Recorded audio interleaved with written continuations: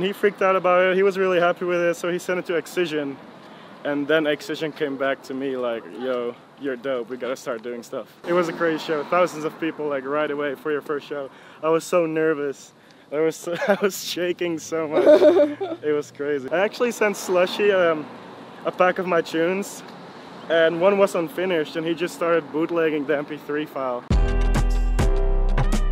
Hi, this is Lauren Engel of Sidewalk Talk. I'm here with Dion Timmer. What is good? We actually met on a shoot.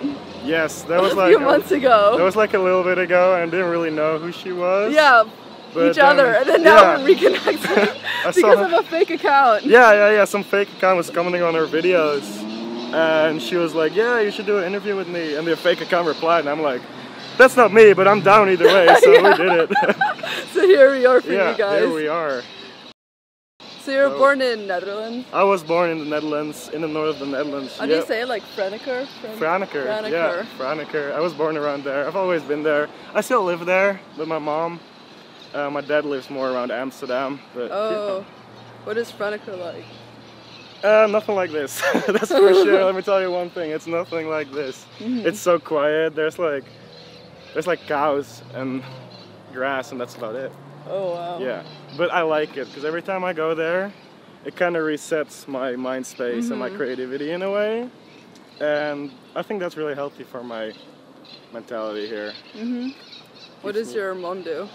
My mom, she works at a bank. Oh. Yeah, and my dad's into the shampoo business.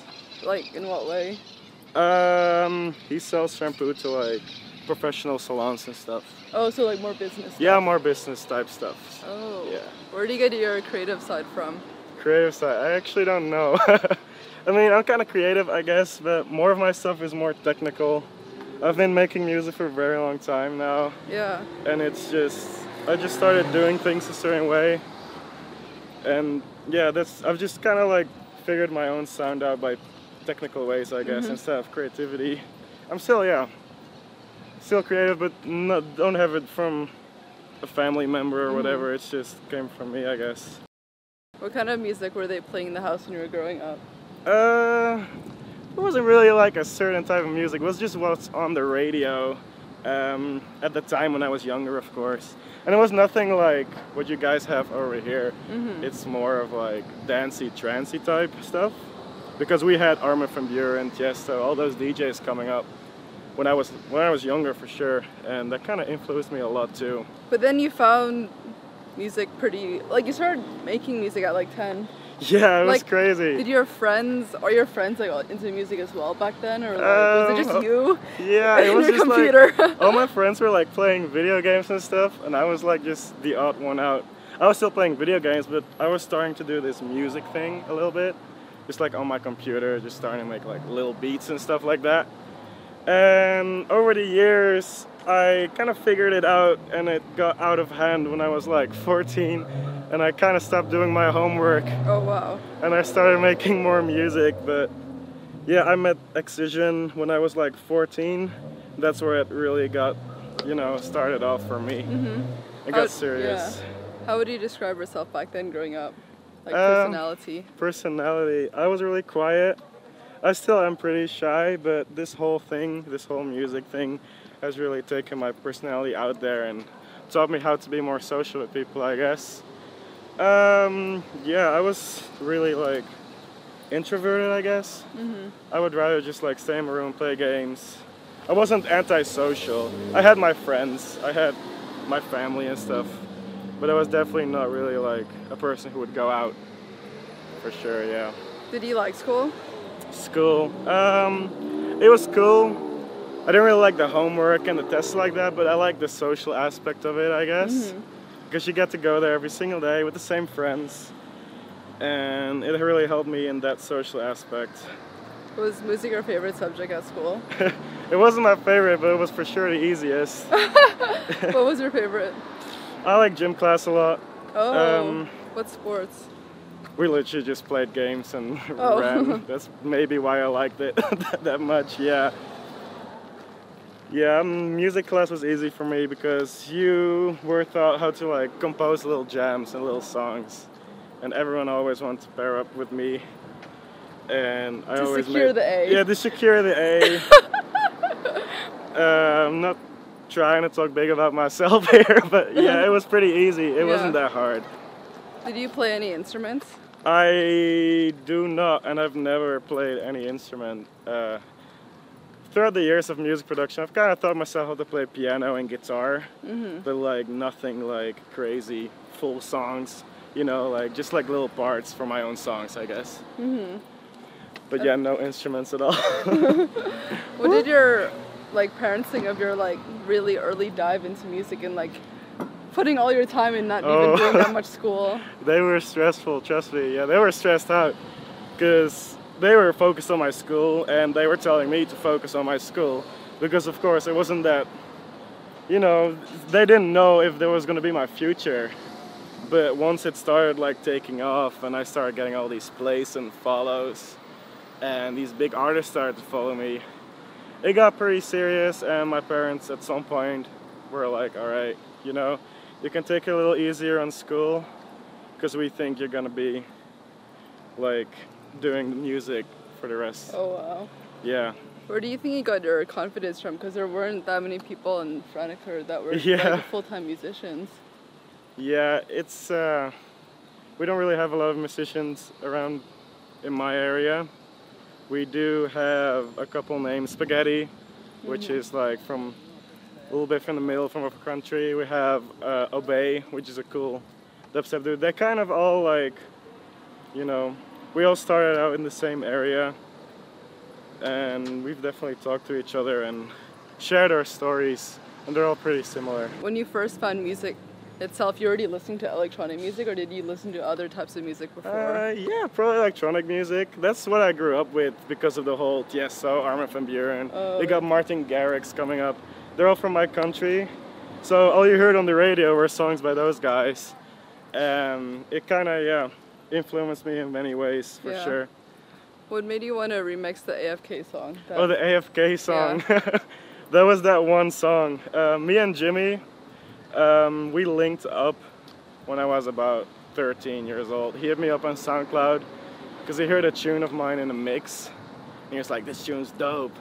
I want to play it and stuff. And I sent it to him. And I was like, yo, can I remix that one On the Floor tune?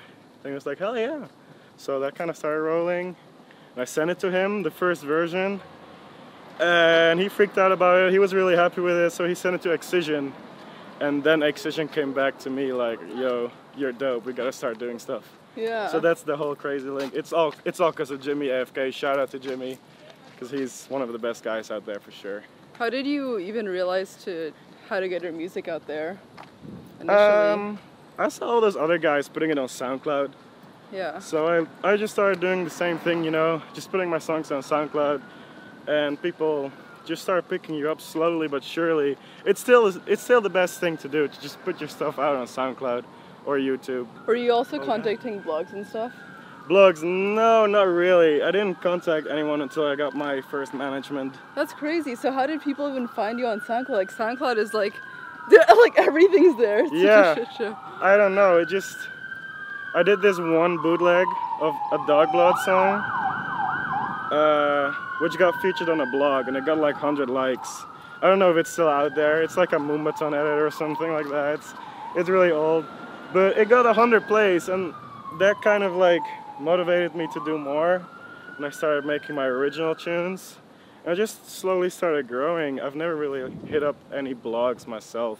Crazy. Wow. Yeah, maybe that's a thing of now, that you have to hit up a blog nowadays. Because of the whole SoundCloud thing, but back in the day, it was all organic, and I really liked that. Were you ever afraid that they weren't gonna take you seriously because you were so young back then? Oh, I still do sometimes. People call me Baby D and Small Dion. I'm 18 now. But yeah, back in the day, I mean, people, they listened to my music and they heard a certain, that I wasn't really playing around, and that I knew what I was doing. So they treated me like that. And whenever I made tunes with people, it's always been professional, and yeah, they never looked down on me or whatever. It's always cool. Were you afraid of people taking advantage of you? Not really. I try to look out that for sure. I share most, or like everything I do with my parents too. Oh, that's really just good. to like go over with them and Like contracts? contracts, yeah, stuff like that. I mean, I'm 18 now, so I can do whatever I want, but still for that extra layer of security right there, you know. Just want to have my parents check out stuff. Yeah. Yeah. And then how did you get closer and closer to Excision over time? Because he's like your best friend and mentor now. Yeah, it's crazy. We did one tune, and after that he flew. He actually had a connection in Amsterdam, so I got breakfast with him, or dinner for me, breakfast for him. I remember that. At the airport, that was the first time I met him, and we were just talking, and my dad was there too to pick me up. And he was like, we should get Dion out to Canada, Kelowna, where he lives. And a couple months later, we did. My parents came with me, flew out to Canada to Excision's house, and I stayed there for a little bit. That was really cool. And we made a lot of tunes that week. And yeah, just slowly started growing from there, I guess. Started visiting more, and started playing shows with him. Kind of grew from that. Me, Tisoki, Ray Volpe, all like, we were on this Skrillex forum, Skrillex Mothership. Oh yeah, we were just talking about that. There were all these kids, Tucker, Cruay, fucking Ray was there, Tisoki was there, all the homies, and it's funny and really good to like see them grow. And just, yeah, me and Tisoki actually met for the first time at Space Yacht a couple days ago. Oh, no way. Which was so crazy, because I've known that kid since forever. So I met him before you did. Yeah, you met him before I did. That's crazy. Yeah. How long after did you start getting management? Management, that was right when I met Excision.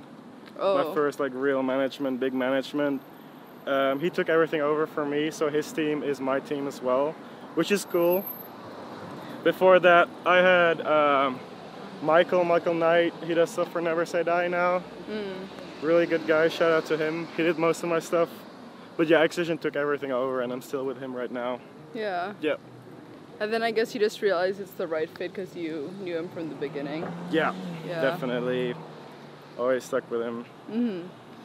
And then how did you meet the other people like Monstercat? Oh, that was Sasha is the A&R guy over there, and I was talking to him a little bit. It was just sharing tunes, you know, talking about tunes. And at some point I sent him a pack of my tunes. And he was like, this one Panic song, we really want that one, this one's crazy. And I got so stoked, you don't know. Because I've been listening to Monstercat since I was like a little boy, you know. Those used to be like the shit, like years ago. Still is the shit, of course. But that got me really stoked. Yeah, that was so fun. And what was the next big thing after that? Probably I started playing shows after that. I got my first show in Paris that October after I released the Monstercat song. It was a crazy show. Thousands of people like right away for your first show. I was so nervous. I was shaking so much. It was crazy, but I had such a great time. People there are amazing too. And you taught yourself DJing? Excision actually taught me like the little basics and how he does his stuff. And I kind of adapted and did my own version of that, my own techniques and my own style. So I kind of have that right now, which is really cool. I've been releasing with Monstercat after that. I did a bunch more Excision collabs, of course. And a collab with Adventure Club, which came out early the year after, which was crazy too. I hit them up on Twitter and I was like, can I remix Need Your Heart? Because that was like one of my favorite songs when I first started listening to dubstep. And they said, yeah, sure, go for it. So I made this little demo, just one drop demo, and I sent it to them and they were like, we want to work on this too. So we got like a little collab VIP remix thing going, which we released, which is really big for me too. Yeah, how did you meet like Snails and Slushy? That's all the internet. I actually sent Slushy a pack of my tunes, and one was unfinished, and he just started bootlegging the MP3 file. And I was like, you can just have the stems, here you go. And he finished it, yes. Same with Snails, I uploaded a little video of like me playing a new song on Facebook or something, and he hit me up like, yo, I want to work on this. I'm like, yes, we are going to work on this. Took a while to come out, but it's a really dope tune, really happy with it. What was the inspirations behind your Texasy EP? Oh, Texasy, yeah. That EP is, I guess, really housey for me, I guess. I don't know, I just want to do something different and really make something that I really wanted to make, something more melodic than my usual stuff. That's the kind of route I want to go through now. I've been enjoying making more melodic music. I still love making dubstep, of course, but that was definitely a switch for me, and I think I'm going to continue doing that because it's really making me happy. Oh, for sure. Yeah. How did you start wanting to realize you want to change your sound? I was playing the Paradox tour, and all I play is just dubstep music, you know, all the set. And I kind of got tired of that, hearing that every single time, and I started playing these different tunes, and I started listening to different music. And that kind of got me thinking I can evolve my sound in a way, you know, and just work on it a bit more. And I started making these weird housey beats, and I was having so much fun making it, and I was like, damn, I didn't even know I could make this. Yeah. Yeah, and it made me really happy. I was like, yeah, I want to keep on doing this until I get tired of it. And I just find something new, right? Yeah. How did Neon Dion come about? Neon Dion, that was Downlink. So Downlink lives in the same town as Excision. So we were chilling in Excision's basement one time. It's a dope basement, it's not like a scary basement. But we were chilling there in his basement. And yeah, Sean Downlink kept calling me Neon Dion. And we were talking about redoing my branding, you know. And I was like, that's kind of catchy, I really like that. And I really like the aesthetic of neon things. And we just started brainstorming about that. That's how the whole Neon Dion thing came along, I guess. Actually, what was the decision to just go under your original name? Did you have a different name before? No, I have no idea.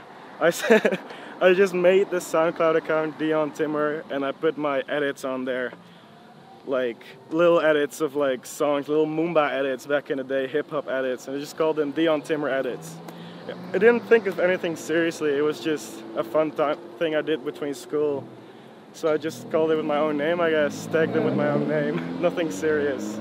Looking back, do you feel like you wish you came up with a producer name?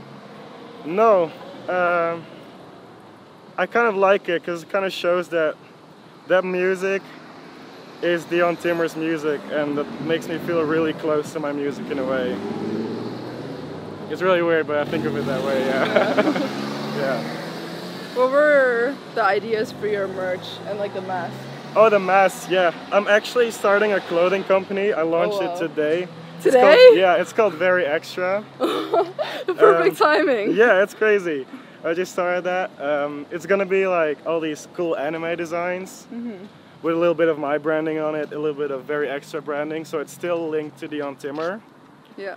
I'm actually doing a whole rebrand too, with a whole storyline. Oh wow. Yeah, it's gonna be really crazy. I can tell you a little bit about it. It's I think they want to hear. Yeah, of course. It's about this future type of world where robots have taken over, and I'm kind of the hero trying to get people free and make them have a good night and just set them free of all the troubles they have for just one night. I'm the rebel leader in a way, which is really cool because the Very Extra brand is kind of the supreme in that world. So whenever we do pop-up shops, we can do a really cool branding where it's this dystopian future. Oh wow. And yeah, it's gonna be really wild. I'm really stoked to get that going. How did you think of this? I've always wanted to do it. I've always been into the comic stuff like that, but I never really had the courage to pursue it. I had a good talk with my management, and they were like, yo, we can just make this happen for you, dude. If this makes you happy, we will go for it all the way for you. And I'm like, shit, okay, let's do it. So you were always into anime when you were younger? Yeah, I used to watch a little bit of anime for a good year or two. But then after that, I really just got too busy with music. But I really love the aesthetic and love the vibe the anime stuff has. So yeah, I'm kind of tried to combine it with streetwear stuff, which I haven't seen around too much before. So I'm trying to get that fresh wave going, I guess. Really stoked about that. Yeah. And why did you decide for the mask? The mask. I love the dust mask vibe, and I have my buddy Noah.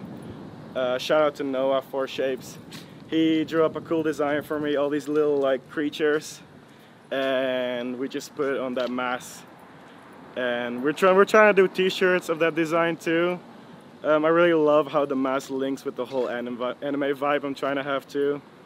Definitely a good item for sure. And where do you get your like clothing inspiration from? Bunch of my homies. Shout out to Four Eyes Clothing. Four Eyes is one of those clothing companies that tries to like mix anime with streetwear. There's a couple more clothing companies that are doing the same thing, but not enough. I feel like that scene could grow a little bit more. That's why I'm trying to do my own thing that too, with my very extra brand, just to like bring those kids up too, you know. I always tag them and stuff and try to shout them out. Really cool, yeah. What's the meaning behind your tattoos? My tattoo. I can see it, but you have to show it more. Yeah. It struggles! Oh my gosh. Alright, so it says TGIF with a little 3 under it. Yeah. So that means, thank God it's Friday the 13th, because I was born on one actually. Oh. Yes, there's no dark meaning behind it. It's actually really happy because I was born on this day. Yeah. Is that your only one? Did you have others? Yeah, this is all I have. I want to get a little music note here. So maybe next time I will have the music note. Maybe not. We'll see. How do you say your music has changed since you started when you were younger? Back in the day, I definitely tried to go for the most aggressive and loud sounds you could possibly make. But nowadays, I kind of try to keep it more melodic. And I love it. I love music like that more too. It makes it more fun to produce as well, where it has a good melody and not just loud screaming sounds. But hey, if you're into that and you love loud screaming sounds, I'm down too, because I love shit like that too. Just making more melodic stuff is making me happier for sure. Yeah. Yeah. How would you say you've grown as a person since when you were younger? Definitely more social. That's the most important thing. I wasn't really scared to go out, but I wasn't really good with talking to people. I would just get nervous really quickly. But this whole music thing kind of like forced me to get out there and talk to people and just communicate more. And I say that really helped me as a person for sure. Mm-hmm. Yeah. What would you say have been your biggest challenges so far?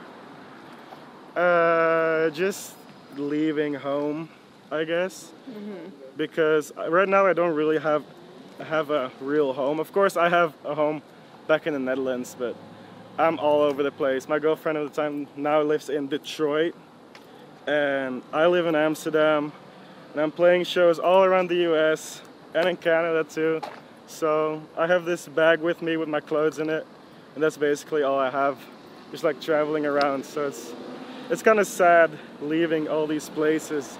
I'm kind of sad I'm leaving LA tomorrow, because I've been here for a week and it's starting to feel like home, but now I have to leave again. That's what I'm trying to say. It kind of sucks. Yeah. But at the same time, you're seeing all these cities, you're seeing all this stuff, and I'm not too bummed about that. Mm-hmm. Yeah. What does success look like to you? Success. I feel like the most important thing is that you're happy yourself. Mm.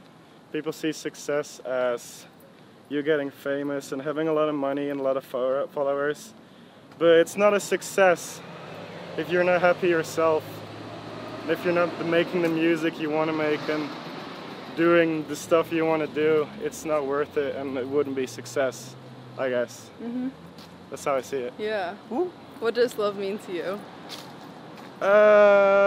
Love. That's a really hard question. Actually, yeah. Love. That might be too hard for me. Yeah. That's a really, really difficult question. No answer? Yeah, that's too much. That's really deep. I'm not like twisted about that, but like it's a really deep question. Yeah. I have to think for that a little bit. Last question. What do you want to be remembered for? My dank memes. No. My music. I guess that's a really bold answer there, but I want to be known for my music, my shows, my art, my clothing, my branding. I want to be known as Dion Timmer, the guy that did stuff. Dion the creator. Yeah. That's what I want to be known for, yeah. I love that. Thank you so much. Of course, it's really fun, really fun. Bye guys.